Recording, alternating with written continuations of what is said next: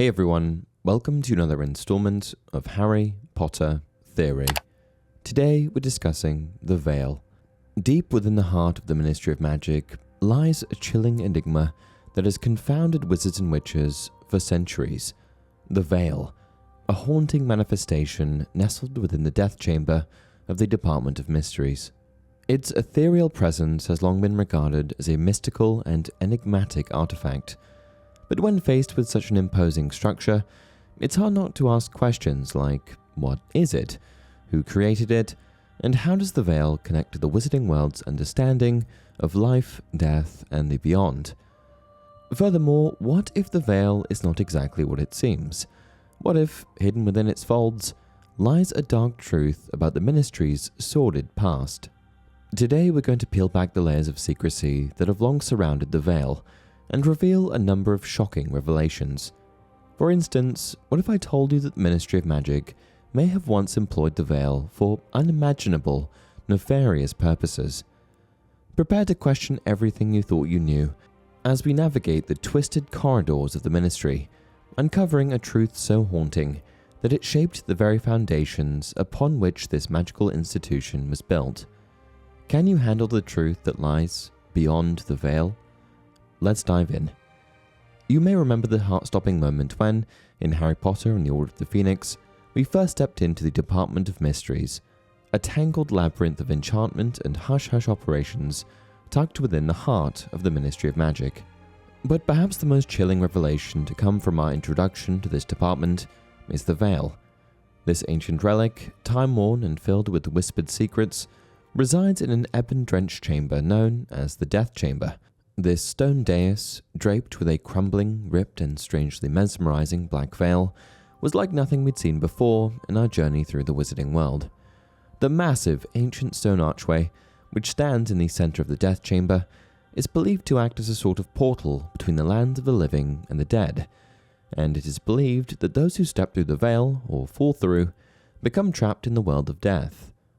Those who stand close enough and have belief in the afterlife also swear by their ability to hear faint whisperings that appear to come from the other side.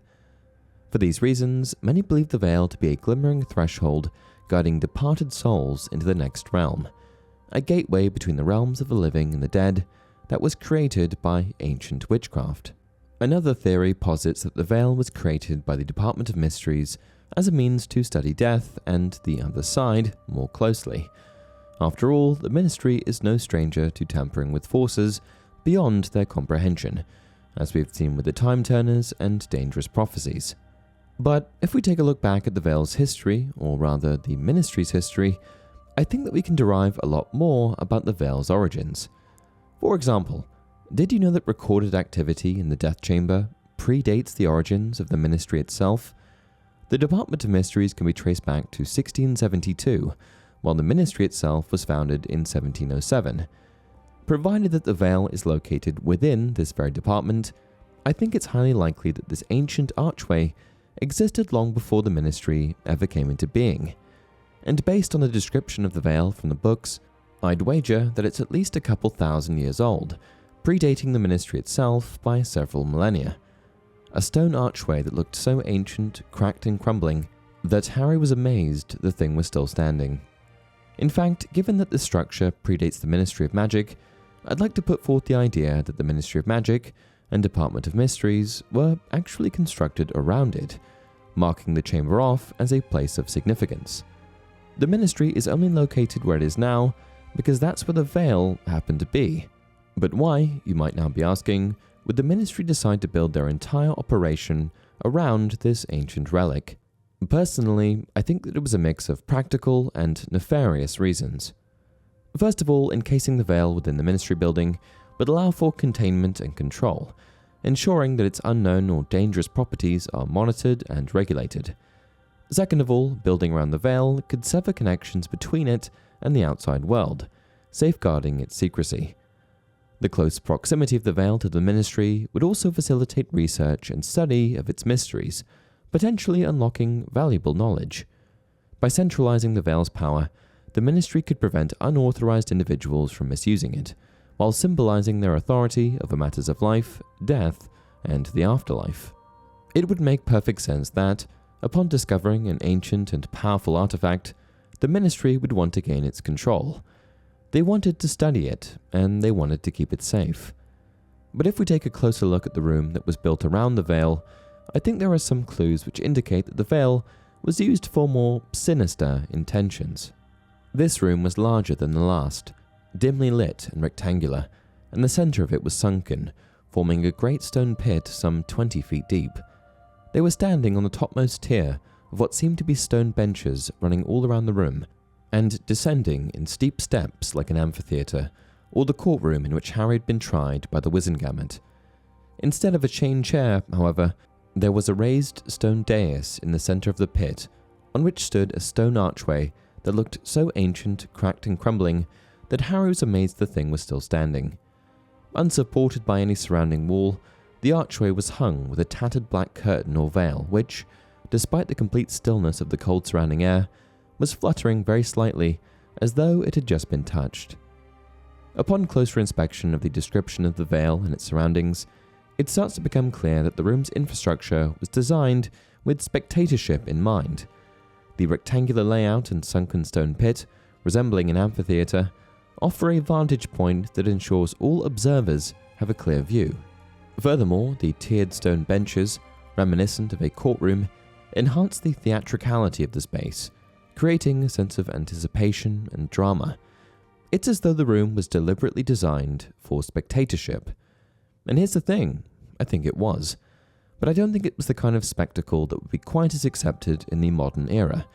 Because you see, I think that the room surrounding the veil was a sort of execution chamber. Upon entering the room, Harry couldn't shake the resemblance it bore to the Wizengamot courtroom, with its stone benches and central archway replacing the traditional chained chair. And this is what made me wonder, what if this room once served as a place of execution for convicted criminals in the wizarding world? Could it have been an ancient venue for Wizengamot court trials, where fateful decisions were made and justice was enacted with finality? Over the course of Muggle history, various practices of public execution have been employed as a means to deter individuals from defying laws or authorities. These methods have varied significantly across different time periods and cultures. These methods include hanging, where a calculated drop is used to cause neck fracture and immediate loss of consciousness, beheading, often carried out with sharp-edged weapons like swords or guillotines, and, something wizard-kind is all too familiar with, burning at the stake, a common punishment for those accused of heresy and witchcraft. And what do all of these punishments have in common? Well, they were all public spectacles. The reason being that by putting these punishments on display for all to see, it could potentially serve to instill fear in the public and deter people from engaging in said activities. The public aspect of executions also served the purpose of publicly shaming the individuals being executed.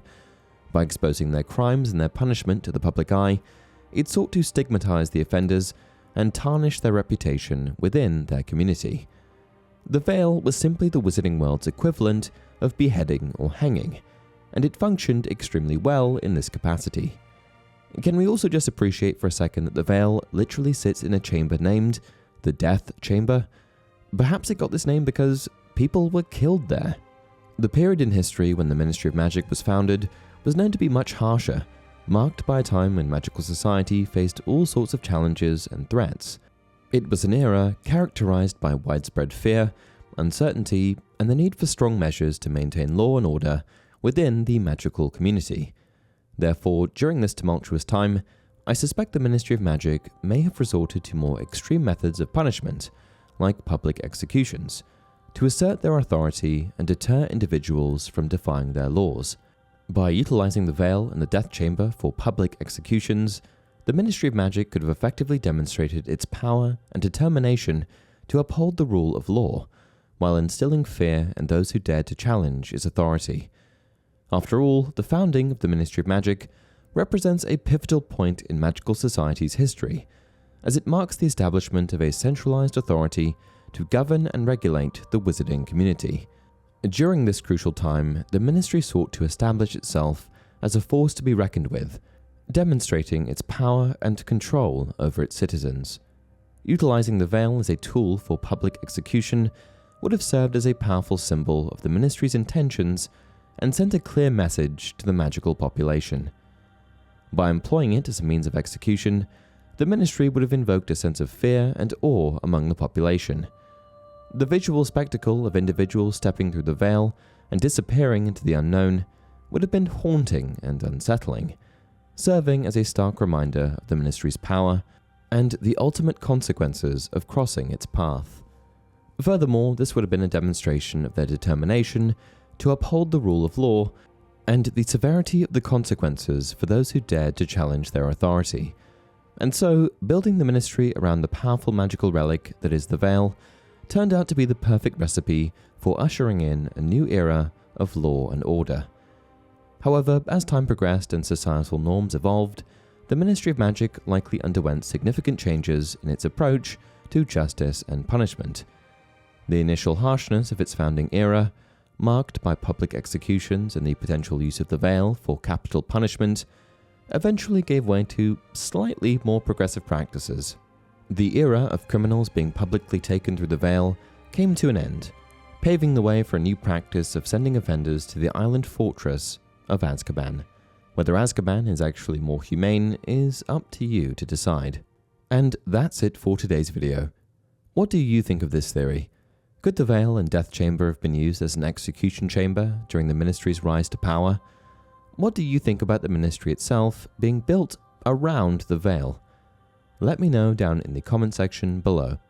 Until next time, remember, it does not do to dwell on dreams and forget to live.